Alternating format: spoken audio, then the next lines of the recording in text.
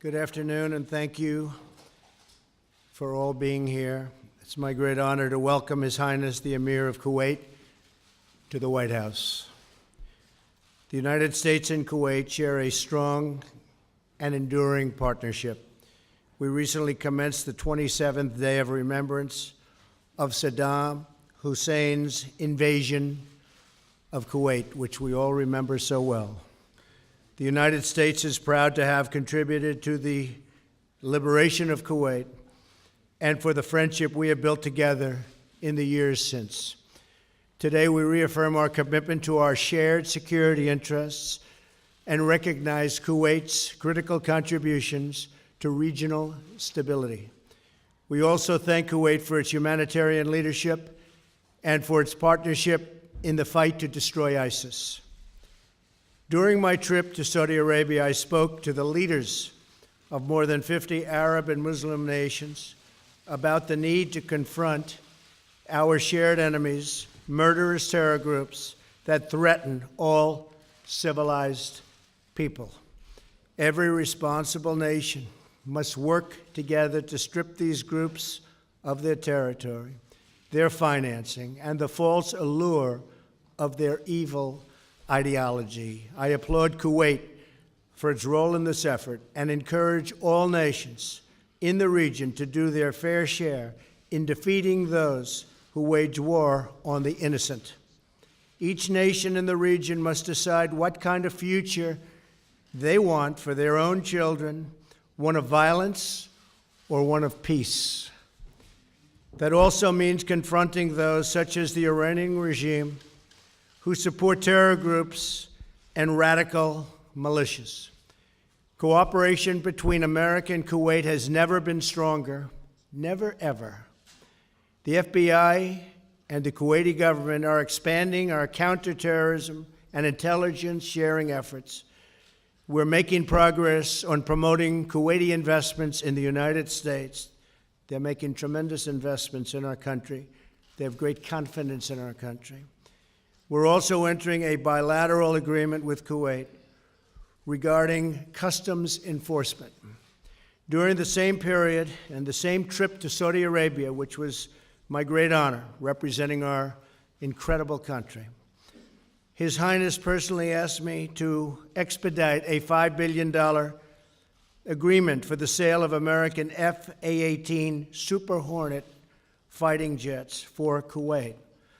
I am pleased to report that the State Department has now authorized this transfer and purchase, which will not only strengthen our mutual security, but will greatly benefit American workers.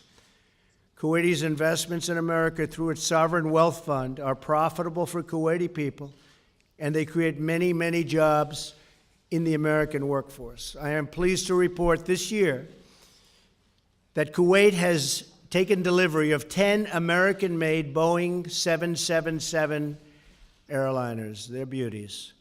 American workers build the best planes in the world by far, and we want them to be made available for those countries that want them. And Kuwait has been a big buyer of commercial airliners made by Boeing and others. Our partnership extends beyond shared economic and security interests. We're signing a memorandum to deepen the close educational ties between our two countries, enhancing English language, and that's what we're going to be doing. We're enhancing the whole relationship through the use of the English language, and that is something that's very exciting, I think, for both of us. I want to thank His Highness for his leadership role and the role he's playing to help the nations of the Gulf Cooperation Council follow through on their pledges from all over, because we went to Saudi Arabia and the pledges of ending terrorist financing came from every country in that magnificent room on that magnificent day.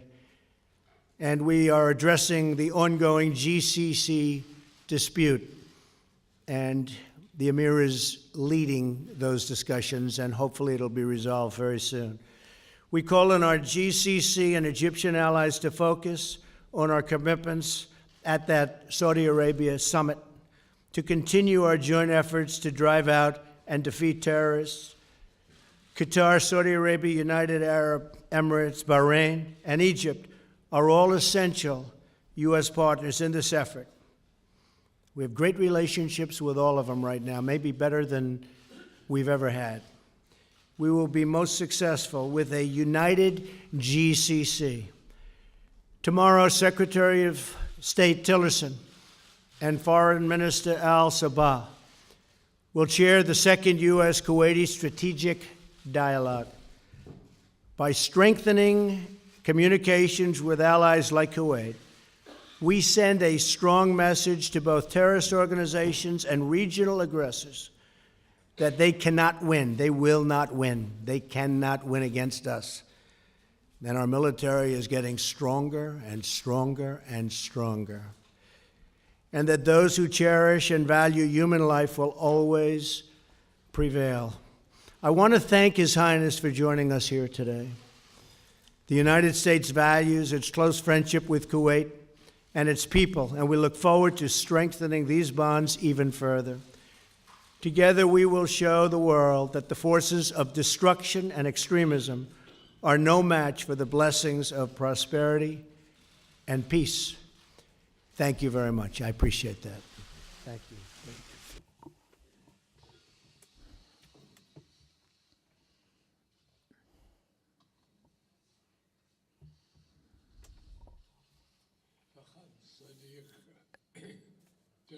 My dear President, Mr. President Donald Trump, Your Excellencies and Highnesses, ladies and gentlemen, I'm delighted and my delegation to be here today in Washington, this great city, in response to the invitation that His Excellency, my friend, President Trump has extended to me. I would like at the outset to reaffirm and send once again our condolences to the President and the people, the American people, about the victims of Harvey hurricane that hit Texas. And we are deeply affected by the human losses and the huge destruction in public facilities and property. I pray to God Almighty that He would make this the coming hurricane that is about to hit Florida, for it to be a harbinger of goodness, not evil. I wish and hope that the losses would not be harmful to the American people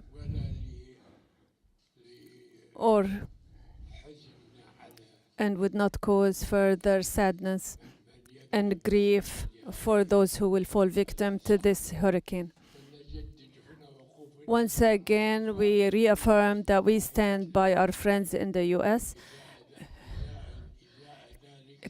In fighting and confronting this issue. We have held deep and comprehensive discussions that reflect the depth of our bilateral and historic relationship and advanced relationships in all levels at the political, economic, and military and security levels, in order to serve the mutual interests of our two countries and people. I here would like to commend the commitment that we have sensed here on the part of the U.S. about the security of the state of Kuwait. And within the framework of these relations, we remember with great gratitude the great role that the U.S. played when it assumed the leadership of the international coalition that liberated my country from the throes of the invading Iraqi forces and restored its freedom. And this memory will remain forever in the minds of the Kuwaiti people.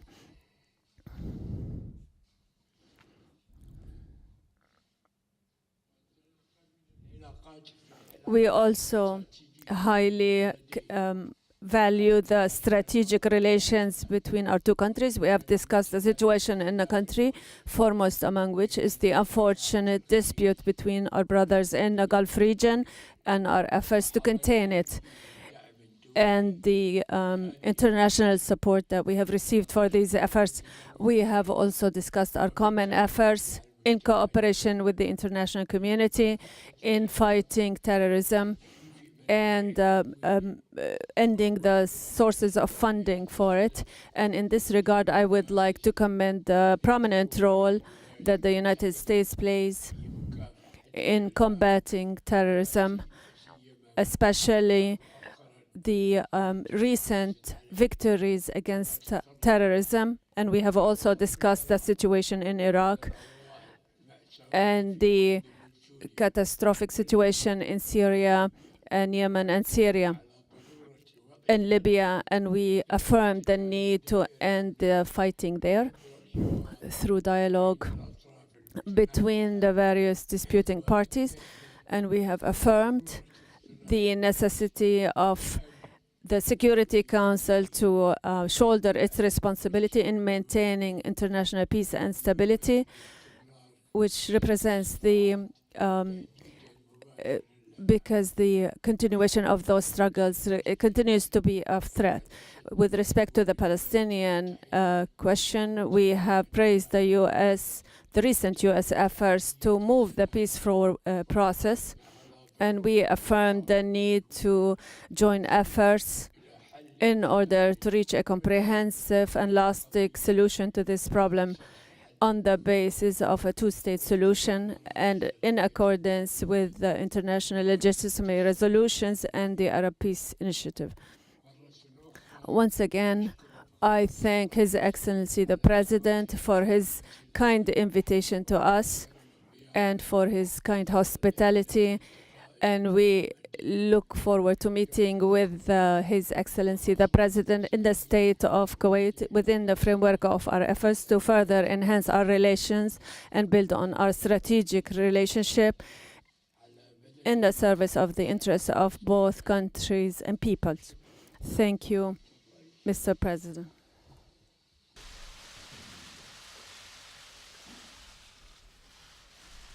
All right, we'll take a couple of questions. Go ahead. Yeah. Actually, we'll go somebody else this time, John. You've been doing enough, John. Go ahead, John. CBS. Major. There you go. Thanks. Mr. President, on the question of North Korea, the country feels that a crisis is coming. Some lawmakers, Lindsey Graham among them, have almost described the situation as inevitably leading to war. I don't want to ask you if you think it's inevitable. What I do want to ask you is, as President of the United States, would you tolerate a nuclearized North Korea that is contained and deterred, but still nuclear? Or would it have to abandon nuclear weapons, and would military action on the part of the United States be one of the options necessary to achieve that goal? Military action would certainly be an option. Is it inevitable? Nothing's inevitable. It would be great if something else could be worked out. We would have to look at all of the details, all of the facts, but we've had presidents for 25 years now. They've been talking, and the day after an agreement is reached, new work begins in North Korea, continuation on nuclear. So I would prefer not going the route of the military, but it's something certainly that could happen. Our military has never been stronger. We are in a position now, and you know the new orders, you see the numbers just like I see the new numbers. It's been tens of billions of dollars more in investment, and each day new equipment is delivered, new and beautiful equipment, the best in the world, the best anywhere in the world, by far. Hopefully we're not going to have to use it on North Korea. If we do use it on North Korea, it will be a very sad day for North Korea. Do you have a question for the Amir? Follow-up, is it acceptable for you as president for North Korea to be nuclearized but contained and deterred? Is that a strategy we're going to see what it is? I don't would like to negotiate prefer? with you. No, I'm not negotiating with you. Maybe we'll have a chance to negotiate with somebody else, but I don't put my negotiations on the table, unlike past administrations. I don't talk about them. But I can tell you that North Korea is behaving badly, and it's got to stop. Okay? A question for the Amir? Your Excellency, you mentioned in a general sense the situation with Qatar. How optimistic are you about it being resolved, and what role would you like the President of the United States to play in achieving a resolution?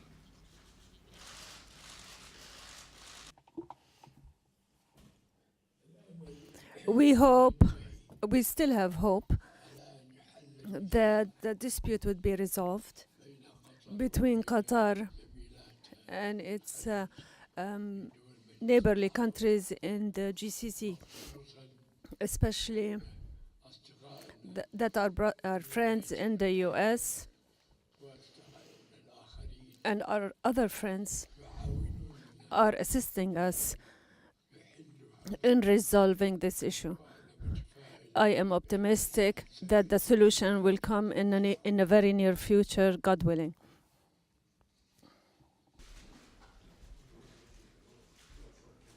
Question for the, yes, for the Amir first, yes. My question is for you, Mr. President, first. Kuwait News Agency, Kuwait شروق صادقي. هل تؤيدون دور الوساطة؟ Do you support the Kuwaiti mediation role between Qatar and the four countries, and do you support the holding of a conference that will include all parties in Kuwait? Thank you. Well, I do appreciate and respect the mediation. I would be willing to be the mediator. I was telling the Amir before that if I can help between UAE and Saudi Arabia, where I have a very great relationship. I spoke with the king yesterday, King Solomon. He's a friend of mine, and we spoke on unrelated subjects, but we had a long conversation. If I can help mediate between Qatar and, in particular, the UAE and Saudi Arabia, I would be willing to do so. And I think you'd have a deal worked out very quickly. I think it's something that's going to get solved fairly easily. Kuwait has been really the leader of getting it solved, and we appreciate that very much. But I do believe that we'll solve it. If we don't solve it, I will be a mediator right here in the White House. We'll come together very quickly. I think we'll have something solved. أحمد مكي Ahmad Makki, سيدي حضرة صاحب السمو حفظكم الله ورعاكم هل تم Mr. Amir, in light of the regional conditions in the region, has there been an assertion on the role of the U.S. commitment to the security of the state of Kuwait? Thank you. Thank you.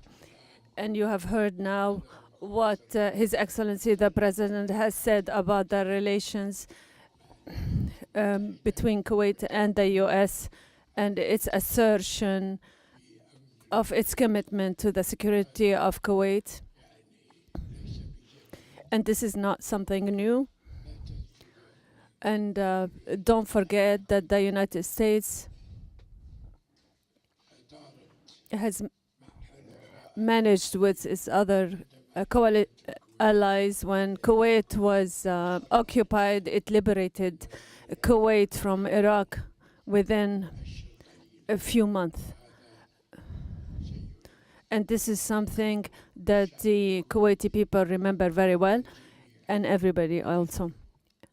And we here thank the United States and the American people for that. Thank you. Go ahead. Thank you, Mr. President. Nadia Bilbisi with Al-Arabiya Television. You dispatches a team to Israel and Palestine, and you're about to meet the leaders of both countries in the UN soon. Do we expect a new American initiative to move the process forward? And if I may, sir, the UN has just published a report about Syria's Assad regime using chemical weapons. They said that basically he used it more than two dozen times. Does that mean that President Assad is immune now from any prosecution? And what can you do to stop the further use of chemical weapons? Thank you. Well, first of all, the Palestinians and the Israelis, we are discussing, we are working. They say it is the world's most complex and difficult deal. You know that. But it is something that could happen. I believe that the relationships that we have with both can help. It's an event that's just never taken place. Sometimes people think they're close and it never happens, or it never happens successfully. I think we have a chance of doing it. I think the Palestinians would like to see it happen. I think the Israelis would like to see it happen. And usually when you have two groups that would like to see something happen, good things can happen. So I think there is a chance that there could be peace. But again, I say that a little bit reluctantly. We're going to give it our best. We have tremendous talent working on that particular transaction. As you know, David Friedman, the ambassador, is very much involved. We have a great group of people. We'll see what happens. As far as the chemical weapons, I find it hard to believe that after what we did the last time, that Assad would do that again. I haven't heard what you just said, but I find that a little bit difficult to believe. But nothing would change. We would be extremely upset if he was using chemical weapons. As far as Syria is concerned, we have very little to do with Syria other than killing ISIS. What we do is we kill ISIS. And we have succeeded in that respect.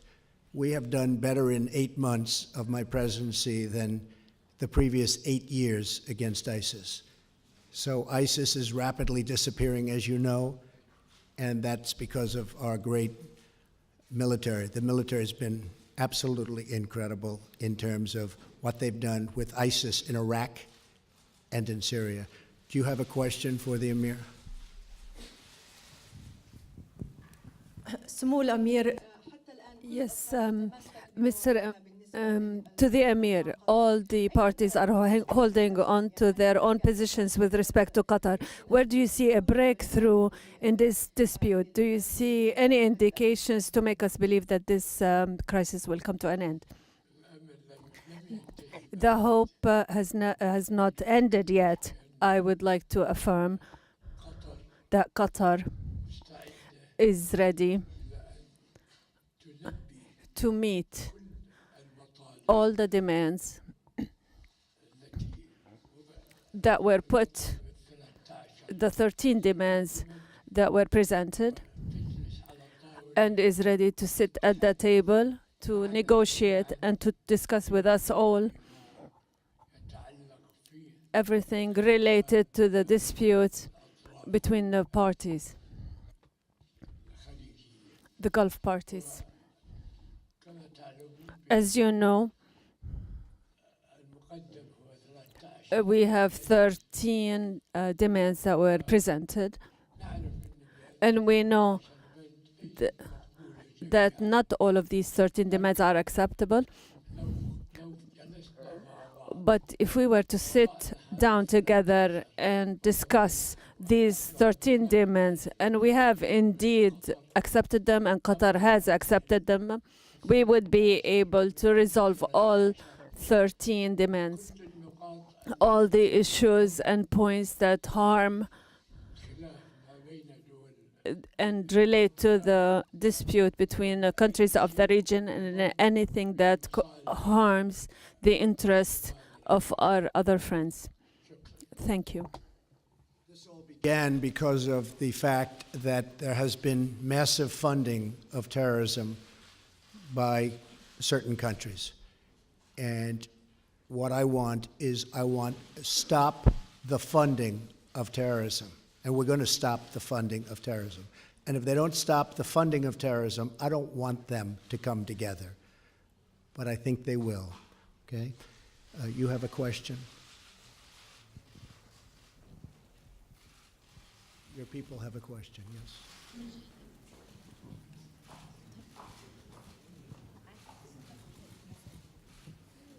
Go ahead, to the Amir. سمو الأمير Your Highness, I'm Said from Al Jazeera. Mr. President, we talk about Kuwaiti mediation and supporting Kuwaiti mediation. Are the tracks and a meeting that happened in Kuwait which receive U.S. and international support? Is there in reality something clear and a breakthrough that has been accomplished in this crisis? Are we about to see at the beginning of a breakthrough, or Your Highness, are the issues so complicated? We talked about a deep discussion about all the issues. what is the real issue and complicated issue at the heart of this dispute. We would like to find some information. Where is the problem here, so that we can solve it? Thank you. First of all, I would like to say there is no problem that cannot be resolved. True, it's complicated, but when we meet at around one table, and now we have an affirmation from the country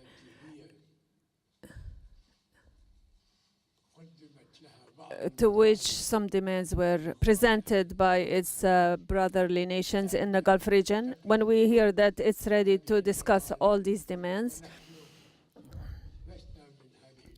we are not among those countries, but we are guarantors, and we can guarantee that we will pressure Qatar, because it's not in the interest of Qatar to remain outside the flock. Rather, it should join its brothers in the GCC. As you know, thank God, the wisdom of our brothers in the Gulf region,